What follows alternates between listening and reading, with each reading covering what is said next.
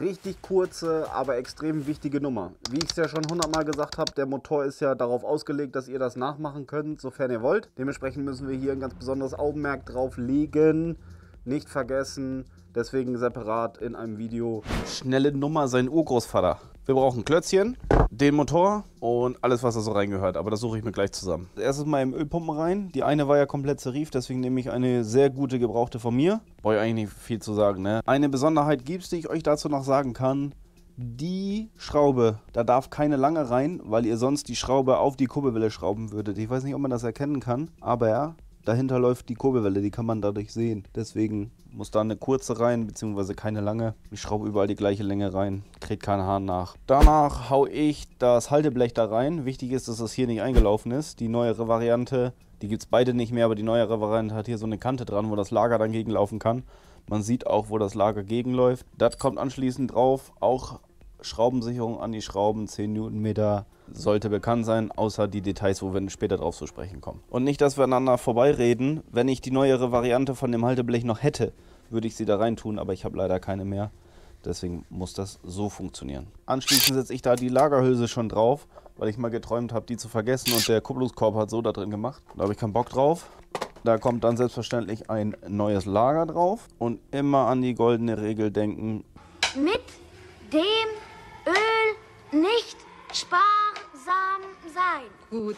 Das Ding da drüber, dann kann man das auch nicht vergessen und braucht nachts nicht schweißgebadet wach werden, weil man irgendeinen Schrott geträumt hat von irgendwelchen Motoren und alles wird gut. Anschließend kommt das Kickstarterrad da drauf mit dem Bund nach unten, so dass das hier an dem bündig ist. Ich denke, ihr könnt das sehen. Anschließend, oder in welcher Reihenfolge ihr auch das immer wollt, setzt ihr den Simmering da in die Position. Das sollte er aber auch kein Unbekannter für euch sein. Anschließend stecke ich da schon mal das Steuerritzel drauf.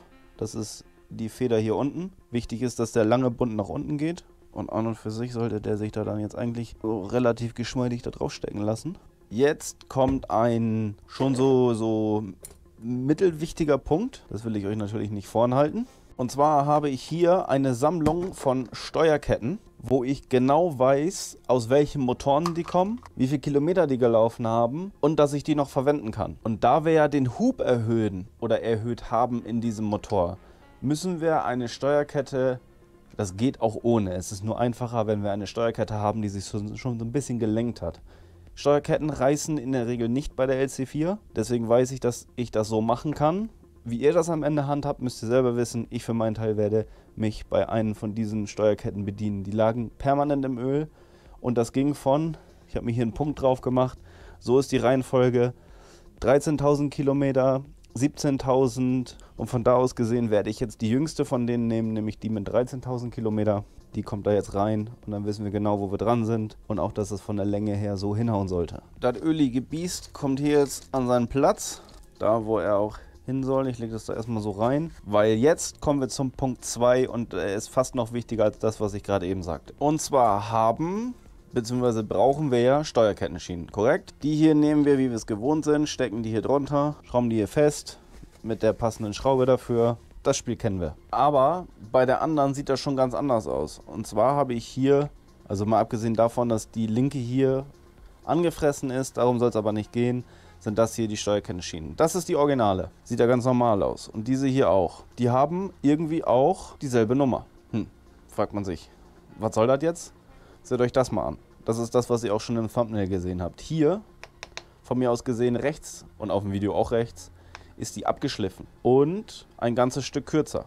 Nämlich so um und bei 5 mm würde ich so über den Daumen peilen. Aber wir sind ja nicht zum Peilen hier, ich werde mal eben messen. Und da mir die Präzision im Blute liegt, sehen wir so ziemlich genau 5 mm kürzer und hinten ein ganzes Stück davon weggenommen. Ich denke, dass ihr das sehen könnt. Das hat folgenden Grund. Dadurch, dass in der 660, und das ist Rezels Lösung, der Hub ja von vornherein schon 80 ist und der Zylinder 2 mm länger ist, wird ja von vornherein schon die Steuerkette mehr gespannt. Und um das ein bisschen auszugleichen, damit nicht zu viel Spannung auf der Steuerkette ist, hat KTM sich einfach überlegt, das Ganze hier abzuflachen, zu kürzen und dadurch da die Spannung runterzunehmen, um das dann wieder mit dem Steuerkettenspanner vernünftig spannen zu können. Das bedeutet, wir können in diesem Motor mit 82 mm Hub nicht die originale Steuerkettenschiene fahren, mal abgesehen davon, dass sie sowieso hinüber ist, sondern werden uns an der 660 bedienen. Ich gehe davon aus, dass das so hinhauen wird. Sollte das nicht passen, muss auch diese hier dann nochmal ein Stück gekürzt werden. Das ist insofern wichtig, als dass ihr sonst eine Menge Kunststoff abriebt und Scheißdreck und zu viel Spannung und alles im Motor habt, weswegen ich gerne auf diesen Punkt so explizit eingehen wollte, damit ihr das wisst, dass wenn ihr das nachmacht, dass ihr euch entweder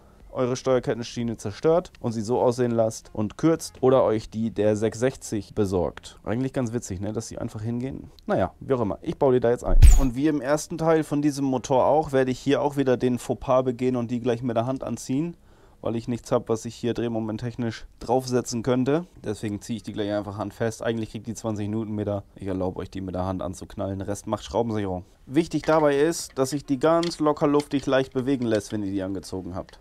Sollte das der Fall sein, ist das wahrscheinlich schon richtig so. Wie gesagt, sonst bin ich nicht so lapidar, aber dass die da rausfallen, naja, selten gehört. Danach kommt dann schon mal die Ausgleichswelle rein. Die habe ich ohne euch schon mal überholt. Die Schrauben rausgedreht, alles fettfrei gemacht, sauber gemacht, Gewinde nachgeschnitten, mit hochfester Schraubensicherung einsetzen, weil wenn die da raus vibrieren, brauche ich euch glaube ich nicht erzählen, was hier dann für ein Theater im Motor drin ist. Die drehe ich mir jetzt schon mal so mit dem Punkt Richtung hier. Jetzt suche ich mir die Feder für das Loch da, beziehungsweise den Keil für den Keil fürs Primärrad. Irgendwo werde ich den gelassen haben oder ich nehme einen neuen, wir wissen es nicht. Aha, ich nehme offenbar einen neuen, weil ich finde den alten nicht. Und 2 Stunden suchen ist nicht so mein Ding. Da sitzt er, könnt ihr ihn sehen? Der neue Schlingel. Und jetzt kommt das Primärrad da drauf und am besten, wenn ihr das Strich auf Strich macht, beziehungsweise Punkt auf Punkt hier mit dem.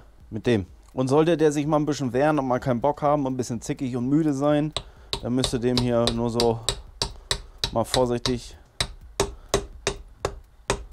rechts und links was an den Backen hauen. Dann geht das schon. Und jetzt stelle ich fest, ich habe diese Schiene vergessen, aber das kann ich ja noch nachholen. So, seht ihr, noch nichts zu spät. Jetzt geht es weiter mit Ölpumpenräder. Bei dem Motor gibt es eine Besonderheit bzw. nervige Tatsache, nämlich dass die untere Ölpumpe ein 31 Zähne ist und die obere 26. Das bedeutet, gibt es nicht mehr, schwierig zu kriegen. Ich habe noch welche, kommt da rein. Thema durch, müssen wir mit leben. Reihenfolge sollte auch klar sein, ne? Scheibe, Stift, Ölpumpenrad, Scheibe und die Klammer. Aua, das hätten wir. Das Ganze machen wir oben jetzt auch nochmal. Scheibe, Stift, Ölpumpenrad, Scheibe, Klammer. Aua. Man kann das natürlich auch mit einer Zange zumachen, aber naja, irgendwann benutzt man seine Finger halt dann gar nicht mehr, ne? Geili. Das haben wir schon mal. Also, nochmal kurz gucken. Hier ist Punkt auf Punkt. Alles richtig, Steuerkette ist drin. Jetzt Kupplungskorb drauf. Das sieht alles noch sehr gut aus. Hier sind zwar so leichte Pittingspuren von den Belegen, allerdings fühlt man die nicht oder der Finger rastet da nicht ein, deswegen ist es zu vernachlässigen. Lagerstelle sieht noch gut aus. Die Ruckdämpfer lassen sich nicht bewegen. Die Flanken und die Zahnräder sehen noch gut aus. Kein Pitting auf der Kupplung. Perfetto. Das bedeutet, ich nehme das Ding jetzt, halte die Steuerkette fest, setze den da geil drauf. Geölt ist das ja alles. Dreh das Ding hier mal kurz, klack, drin, Ende Banane. Scheibe drauf, Mitnehmer drauf. Also Ruf mit das Ding. Der sollte da eigentlich so halb geschmeidig drauf gehen, nicht so wie hier. Was stimmt denn nicht hier? So, da haben wir es doch. Lässt sich da so halb geschmeidig draufstecken. Das ist für mich in Ordnung so. Die Welle lässt sich locker leicht drehen, das ist das Wichtige. Das Ding lässt sich dagegen drehen und dann sind wir zufrieden. Und jetzt schrauben wir hier mal eben einmal den ganzen Bums fest. Gibt nur ein Problem, das Halteblech, was da ursprünglich mal hingehört hat, ist hin. Neue für den LC4 620 bis 660 gibt es nicht mehr. Es gibt aber noch die alte Variante, die sieht so aus, die ist so ähnlich und die passt mit ein wenig Modifikation da auch hin. Ist immer noch besser als eins zu nehmen, was womöglich abreißt. Da haben wir auch nichts gewonnen, deswegen nehmen wir dieses hier.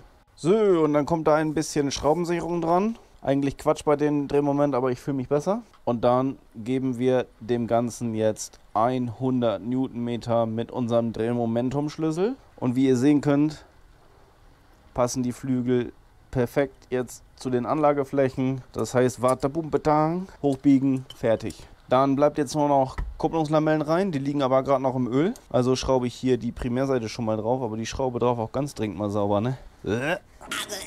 Habe ich noch eine neue davon? Das sieht ja furchtbar aus. Die ziehe ich aber später an. Das wird wahrscheinlich nicht mehr auf der Kamera sein, weil dafür muss ich auf den Bock. Das wisst ihr aber, dass die 170 Newtonmeter kriegt. Brauche ich eigentlich nicht viel zu sagen.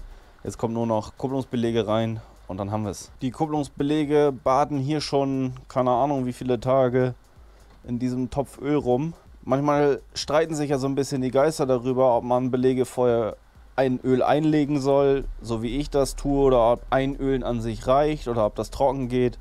Ich sag euch, legt sie lieber ein bisschen länger ein.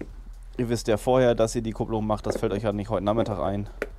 Dann seid ihr immer auf der sicheren Seite, was Kupplung wegkokeln angeht und was man da nicht schon alles für Spirenzien hatte mit nagelneue Kupplung und trotzdem Schrott, weil darauf nicht geachtet wurde. Es schadet nicht, dementsprechend besser machen als in die Röhre gucken. Und da komme ich gerne noch auf einen anderen Punkt zu sprechen. Ich bin mal gefragt worden, warum ich hier nach dem Grad gucke und abwechseln, beziehungsweise ungefähr die Hälfte geht ja nicht, weil es eine ungerade Zahl ist, aber die ersten der Lamellen mit der Rundung nach oben oder mit der scharfen Kante nach oben und die anderen Seite dann umdrehe. Um das vielleicht eben einmal zu erklären, was ich mir vorstelle ist, wenn hier ein Grad drauf ist auf diesen Scheiben, dann trägt dieser Grad ja auf. Und wenn man ein Zehntel plus ein Zehntel plus ein Zehntel plus ein Zehntel rechnet, ist man ganz schnell beim halben Millimeter, der quasi zu viel Luft zwischen den Kupplungslamellen wäre. Ich hoffe, ihr versteht, wie ich das meine. Wenn ich jetzt Grad auf Grad auf Grad auf Grad lege, dann wird die Kupplung ja stärker und die Luft, die dazwischen ist, würde halt im Zweifelsfall, so in meiner Welt, vielleicht ja dafür sorgen, dass die Kupplung rutscht. Ich möchte aber auf jeden Fall verhindern, dass die Kupplung rutscht. Und das findet nur in meinem Kopf statt. Ob das für euch Sinn machen muss oder nicht, spielt ja keine Rolle. Lege ich abwechselnd, beziehungsweise lege die erste Hälfte scharfe Kante nach oben, die andere Hälfte runde Kante nach oben, dann kann, was das angeht, nichts schief gehen. Das ist einfach nur ein Problem ausschließen meinerseits. Ich weiß nicht, ob das Problem existiert oder ob das nur in meinem Kopf stattfindet, aber es sind halt so die Kleinigkeiten, die ich mir über die Jahre angeeignet habe, um so gewisse Probleme einfach zu vermeiden. Wie gesagt, in meinem Kopf könnt ihr machen, wie ihr wollt. Auf jeden Fall lege ich jetzt die Lamelle da ein. Die erste der Lamelle ist ja hier innen ausgedreht. Das Spiel kennt ihr. Der Ring, der da drin sitzt, zeige ich das kurz hier. Da kommt die ja drüber, um da dann ganz locker drin zu verschwinden. So, und dann geht's los. Das Spiel kennt ihr ja. Scharfe Kante nach oben, Lamelle und so weiter. So, und wenn ihr ein bisschen was richtig gemacht habt, dann ist die letzte Lamelle mit dem Korb hier so ziemlich bündig. Das sind vielleicht ein Zehntel Unterstand, die Lamellen haben. Da kann ich mit leben, weil die Druckplatte, die da jetzt gleich drauf kommt, das Ganze ja dann miteinander verbindet. Wie eine Kupplung funktioniert, brauche ich glaube ich nicht erklären, ne? Das ist der Kraftschluss zwischen Getriebe und Primärantrieb. Aber da können wir ja, falls euch das interessiert, mal separat drauf eingehen, dann gerne in die Kommentare. Zur Druckplatte gibt es an und für sich auch nicht ganz so viel zu sagen, abgesehen davon, dass da ein Punkt drauf ist. So ein Punkt, sowas in der Art findet ihr auch hier wieder. Da muss dann ganz schlicht und ergreifend Punkt auf Punkt. Wenn ihr euren Motor so wieder zusammenbaut, wie ihr ihn zerlegt habt, dann sollte das von der Kupplungseinstellung her auch passen. Ob das bei uns hier passt, stellen wir später fest. Ihr merkt, dass ihr richtig seid, wenn der hier schmatzend aufliegt, also damit bündig ist. Wenn ihr den verdreht habt, dann liegt er nicht auf. Ganz einfache Kiste. Darauf sollte man achten. Und jetzt kriegt der ganze Bums von mir noch 6 neue Kupplungsfedern. Übrigens Kupplung, Kupplungsfedern, Kupplungshaltewerkzeug, all diesen ganzen Kram gibt es auch bei mir im Shop. Wenn ihr mich unterstützen wollt, kauft ihr das da. Abgesehen davon bin ich billiger als eBay. Und das kann ja nun mal auch nicht jeder von sich behaupten. Also nägelneue Federn rein, die sind 15% stärker, sagt EBC. Das habe ich jetzt nicht geprüft, aber ich glaube den Jungs mal. Das heißt hier 1, 2, 3, 4, 5, 6 neue Federn da rein. Die Schrauben da drauf. Jalla, Abfahrt. So, ich würde mal ganz kackfrech sagen, das war's für heute. War ja auch schon wieder genug Input. Ihr habt jetzt die Infos, die ihr braucht bezüglich Schiene und Co. Ihr wisst jetzt, was hier in Projektphase ist. Und ihr könnt euch gar nicht vorstellen, wie ich mich drauf freue, wenn das Ding endlich läuft. Weil die erste Fahrt, die gebührt ja natürlich mir und nicht demjenigen, der die gewinnt. Weil woher sollten wir es auch wissen? Ihr kauft währenddessen noch ein paar Sticker. Und wir sehen uns bezüglich Motor übernächste Woche wieder. Ihr dürftet ja mittlerweile das Pattern gemerkt haben. Eine Woche Fahrzeug, eine Woche Motor. Freut mich, dass du mal wieder bis zum Ende geguckt hast. Ich habe hier noch ein Video für dich vorbereitet. Da kannst du dir eben einmal angucken, wie dieses ganze Projekt in Summe entstanden ist. Und hier unten habe ich dir das komplette Video zu dem Thema, was wir heute gemacht haben, eben einmal verlinkt, damit du sämtliche Infos hast, die du brauchst. Tschüss!